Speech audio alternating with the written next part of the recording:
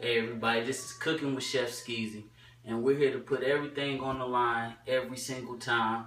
And basically, my goal is to make the home cook like a chef, make it look like they went to school. And I like cooking on the edge as to why. I have my tattoos out and I have my egg shoes on. And basically, today we're just going to get your basic knife skills down. And then as we move on video by video, I'm going to get you incorporated with some good recipes. Fellas for your ladies, ladies for your man, and everybody will be happy. So basically, you know, today we're going to be doing your julienne, your brunoise, all your basic cuts that you'll be using for soups. You know, if you're having a barbecue, do your julienne onions for your bratwurst or whatever you have. Now, before I cut these peppers and all these fresh vegetables, what I want to do is show you how to hold a knife. A lot of home cooks hold their knife like this. That's not proper because it could sway to either side. So what you want to do is basically have your thumb pressed against one side of the blade, and you want to have your pointing finger, you know, cuffed around the other side.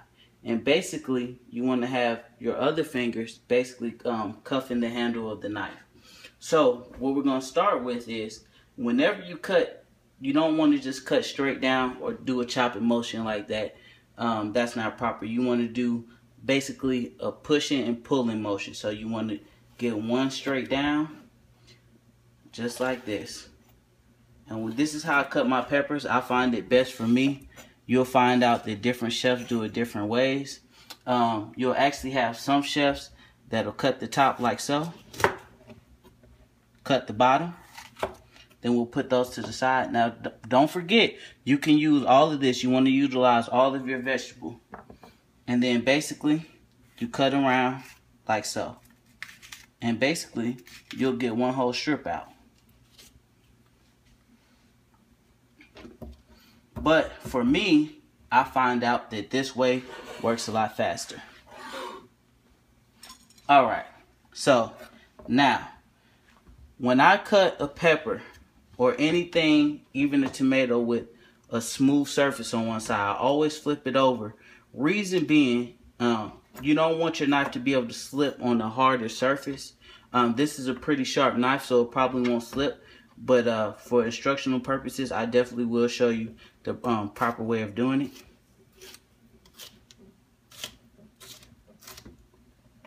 And basically, that is your basic julienne. Alright, so I'm going to show you a little trick that I like to do with my peppers, especially for presentation purposes. And surprisingly, a lot of chefs don't even know this, so it's kind of like you get an insider. Alright, so you want to take your pepper, cut it into strips. Alright, then basically what you want to do is hold it flat, and you could basically see where the white inside or the ribs meet the nice orange color. So basically we're just going to try to trim it and cut off all the white inside, and then hit it one more time to hit the spaces that you missed. And basically you get a nice beautiful inside, and I'll just show you the difference once I cut it.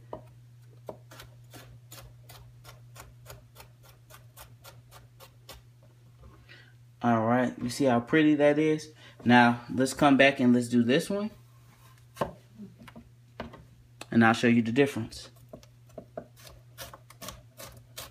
And it really works really well, especially with red peppers, because it gives you that nice vibrant color. But look at the difference.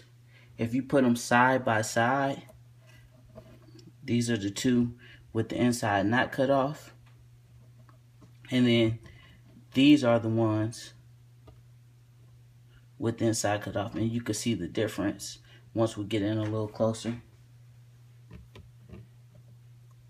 And they look much better. But anyway, so let's finish cutting this up. And basically, once you get the hang of it, you could come right just like this.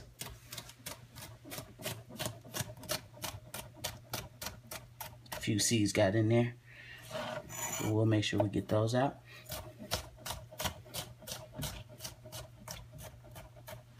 All right, so there you go. You have some julienne peppers. You have some diced peppers. All right, now squash. When I do fried squash or, sauteed squash, I like to cut both ends off. And you really want to cut it at a bias if you want a really nice presentation. And once again, the key is to cut everything uniform. So when it cooks evenly. You don't have some that's still raw in the middle and some that are too mushy. You want everything to be uniform. So basically, if you look, all of my pieces are about the same size. You can look, I can run my finger straight across. All right, now I'm going to show you the difference between that and just cutting it rounds.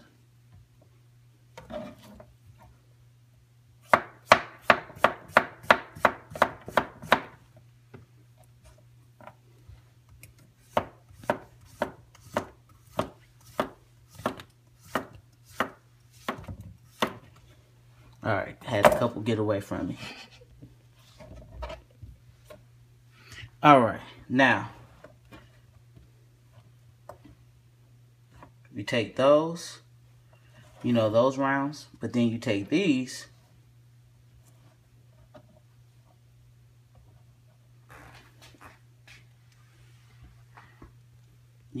this for presentation purposes, I like to do it, something similar to like that. With the rounds, they're okay, but they're a little traditional. You do that, you get a very nice presentation. Now, the trick to having a tomato is you want a nice ripe tomato, nice and firm. You don't want it to be too soft, and you want to have a super sharp knife. If your knife is not sharp enough, it is going to basically smush the tomato. And if it's too soft, even if you have a soft knife, it could give you a trouble, because a lot of times you'll get to a certain point and they'll start gushing out all the juices, seeds, and everything. So basically, you just give it a simple cut, like so. I cut off the top, and I always cut a little further back because nobody wants pieces of stem in there. It's kind of hard. So anyway, you just give it a simple slice. If you're doing for tomatoes, not too thick. And if you like them a little thinner, this is when a sharp knife is ideal. So you just come, fingers like I said, place your knife on them, and basically the back and forth motion. And there you go. Slim slice of tomato. Or if you like yours a little thicker, there you go. And then, if you want to dice your tomato, I'll show you a few of those. I still start off with my slices. Come down. Alright, now that I have my slicing in order, I stack about 2 or 3 up at a time. For this video, I'll do 3. And basically, whatever size you want, you go ahead and you cut it to the size you want. Keep it even.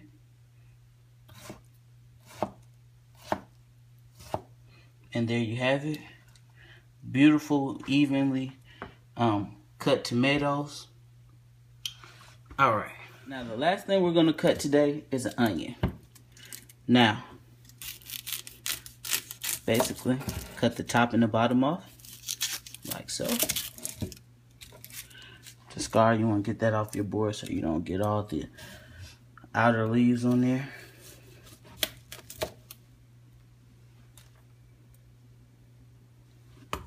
And also, when cutting vegetables, you like to have that Santuco. And the purpose of having the Santuco is that you have these air pockets right here, so the vegetables do not stick to the knife. Now, when you peel the onion and you want the skin off, I always go 1 layer under, because that top layer can be a little rubbery and you could cut yourself, as well as if you eat it, you could taste it. So I always go 1 underneath, pull that off. Another one underneath, pull that off.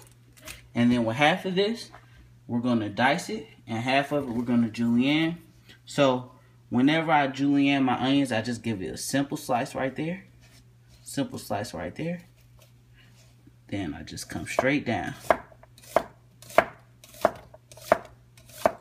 And I like to go side to side. Then once you get about to this point, you want to flip it down again.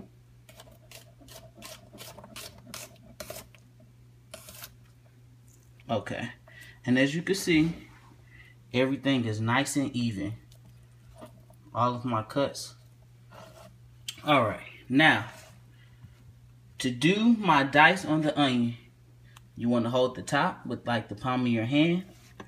And then you just want to go straight into it.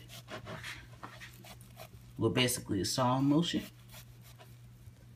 And you want to give it 3 cuts. One here, one a little further up, and then one close to the top. Do the same thing. Now you want to cut it down.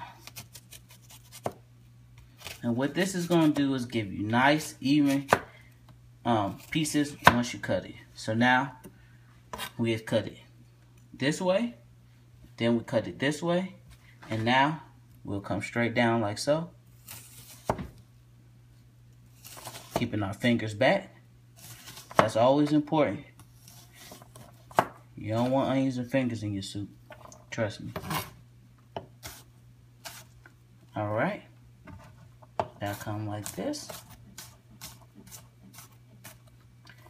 And then there we go. And as you can look and see, everything is the same size. And that's the key to doing anything when you cook it. Is you want everything to be the same size because you want it to cook at the same time. Thank you everybody for watching my first video of cooking with Chef Skeezy. I hope you learned something. If you haven't, leave a comment in below. If you want to learn something else, let me know what you want to learn. I'm here for you. I'll probably do this about once a week. Give you some instructional videos, and as we progress, I'll give y'all some new recipes, some things that I come out with, better myself and better you as well. Thanks a lot.